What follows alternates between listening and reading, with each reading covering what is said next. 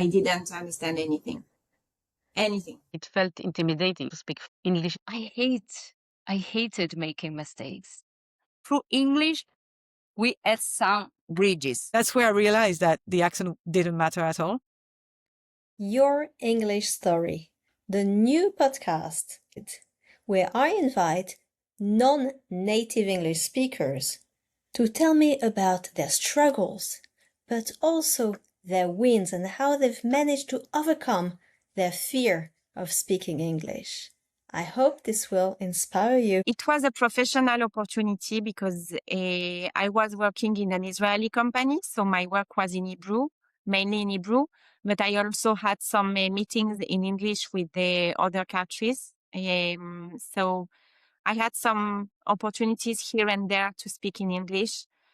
At the beginning, it was very, very hard to me. I didn't feel confident, and I was the one who leave everyone speaking instead of me. And I was in the room, but not really there. And then with the one meeting, 2 meetings and more, I felt more comfortable. I felt that I miss opportunity to share good ideas because of my English. So I said, okay, Cindy, next time you will say what you want to say. You will share that with your colleagues. It's only your colleagues. It's not like something too much stressful. So I took it on myself. And one time I spoke, I gave some ideas, and the second time a little bit more. And with time, I improved. I think that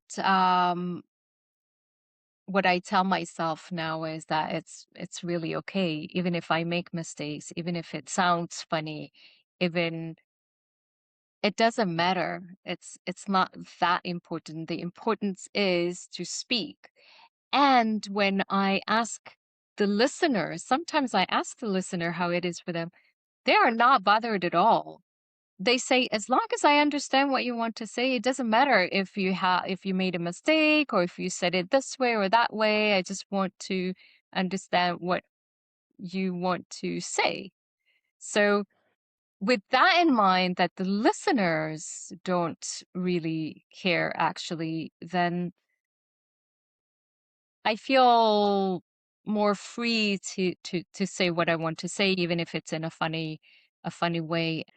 In the end, people are going to feel what you are feeling towards yourself. So English, as I stated before, I do not think it's a problem. ASL, American Sign Language, I also don't sign perfectly, but I know that somebody is suffering and they need my help to feel better, and I don't let it be in my way because, again, the same idea as if you have somebody in front of you that, like, you know you need their help, and no matter they have the accent or the language, you will need, I need his water in the middle of the desert. So I would absolutely need the help, and I would not care. I just want help. I just want to feel better. So I think what we decide to be, and I decided English is not a problem. Also because as a coach, you want, people to not be in their own way. So I cannot be in my own way with the English that I have. I can help people, and I think because I believe so much in this is what people, it reflects in other people. I never heard somebody on a sales call, anybody telling me, but do you speak English? Like, they understand I don't speak English, but I never make it a problem. So everybody should learn English. Everybody should improve their English, but never let it stop for anything they want to do in their career or life. At the beginning, it was really, really my big obstacle because I'm quite an extrovert person. But due to the fact that in the meantime I was talking, there was another Katya seeing me and be really, really rigid about that. I was not happy at all. And I was always in some way feeling like not right. I was looking for my confidence.